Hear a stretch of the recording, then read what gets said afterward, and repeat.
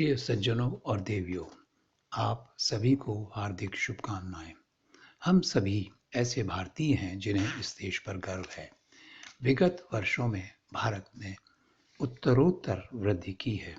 भारत की इस विकास यात्रा का तथ्यपरक विश्लेषण इस वार्ताकार का उद्देश्य है। प्रयास यह है कि ये वार्ताएं कॉम्पिटिटिव एग्जाम्स के छात्रों के लिए तथा सभी प्रबुद्ध जन के लिए रोचक और उपयोगी हों। आज की वार्ता का शीर्षक है 21वीं सदी की भारतीय वायुसेना। 21वीं सदी में युद्ध ने एक सर्वथा नया आयाम ले लिया है।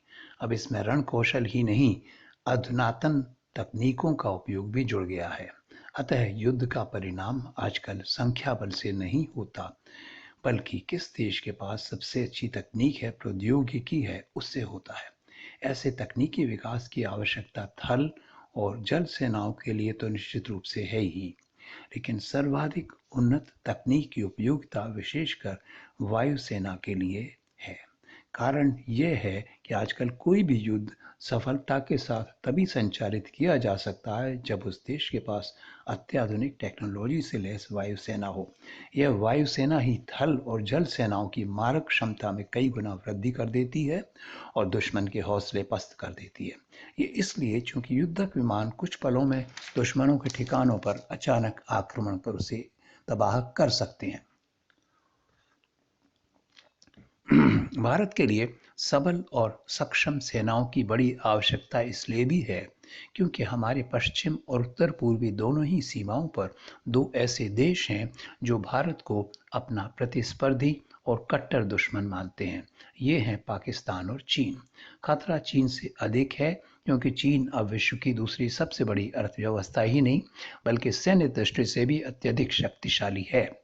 विगत वर्षों में चीन ने पहले डोकलाम और बाद में लद्दाख पर अनपेक्षित रूप से आक्रमण कर यह स्पष्ट कर दिया है कि उसका इरादा हमारी अधिकाधिक जमीन पर कब्जा करने का है। अतः हमारे पास एक ही विकल्प है, हमारी सजगता और युद्ध के लिए तैयारी में कोई चूक न हो। अब प्रश्न ये है कि क्या हमारी वायुसेना अभी की स्थिति में इन खतरों से निपटने में पूर्णतः सक्षम है। इस संदर्भ में हमारे वर्तमान वायुसेना अध्यक्ष एयर मार्शल वी.आर. चौधरी का 4 अक्टूबर 2022 का वक्तव्य महत्वपूर्ण है। उन्होंने स्पष्टतः कहा है कि भारत की विशाल भौगोलिक सीमाओं को तथा संभावित खतरों को देखते हुए युद्धक विमानों के कम से कम 42 स्क्वाड्रन आवश्यक हैं, लेकिन हमारे पास अभी केवल 31 स्क्वाड्रन ही हैं, यानी लगभग 25% की कमी हमारी वायुसेना में है, जो निश्चय ही चिंता का विषय है। उन्होंने जो और ब्यौरेवार वर्णन दिया उससे हमारी स्थिति अधिक स्पष्ट हो जाती है। भारत सरकार भी वायुसेना की तात्कालिक आवश्यकताओं को पूर्णतः समझती है और इस कमी को पूरा करने का यथासंभव प्रयास कर रही है।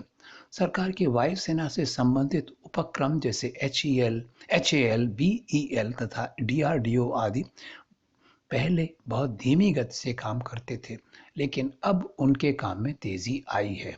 अत्याधुनिक टेक्नोलॉजी और मारक क्षमता से लैस युद्धक विमान बनाना आसान नहीं है। इसमें कई वर्ष लग जाते हैं। एक और महत्वपूर्ण तथ्य यह भी है कि अब हमारा जोर अपने देश में ही निर्मित सभी प्रकार के रक्षा उपकरणों को बनाना है और युद्धक विमानों के लिए किसी दूसरे देश पर निर्भरता तो और भी खतरनाक है। अतः अब भारत सरकार ने बहुत तेजी से HAL जैसे उपक्रमों के माध्यम से अपने देश में ही युद्धक विमान बनाना शुरू कर दिया है। इस कड़ी में HAL ने तेजस मार्क 1 जो एक लाइट कॉम्बैट एयरक्राफ्ट है, उसके 2 स्क्वाड्रन भारतीय वायुसेना को दे दिए हैं। इसी युद्धक विमान का और आधुनिक उन्नत टेक्नोलॉजी का तेजस मार्क 1A है। इसके 4 स्क्वाड्रन के लिए भी भारत सरकार ने रुपीज 148,000 करोड़ का ऑर्डर दे दिया है, जिसके अंतर्गत 83 विमानों का निर्माण होगा। HAL के chief managing director Shri R. Madhavan के अनुसार मई 2022 से इस विमान की फ्लाइट टेस्टिंग शुरू हो गई है, लेकिन यह फ्लाइट टेस्टिंग लगभग 2 वर्ष तक चलती है ताकि विमान में कोई खामियां न रह जाएं। संभावना यह है कि प्रथम 3 तेजस मार्क 1A विमान 2024 के अंत तक भारतीय वायुसेना में शामिल हो जाएंगे। उसके बाद हर साल 16 विमान वायुसेना को सौंप दिए जाएंगे। अतः 2029 तक ये सभी विमान संभवतः भारतीय वायुसेना को मिल जाएंगे। Stealth fighter. लेकिन आज का सबसे उन्नत और खतरनाक विमान स्टेल्थ फाइटर होता है। यह इस प्रकार विकसित किया जाता है कि यह रडार वार्निंग सिस्टम की पकड़ में न आए।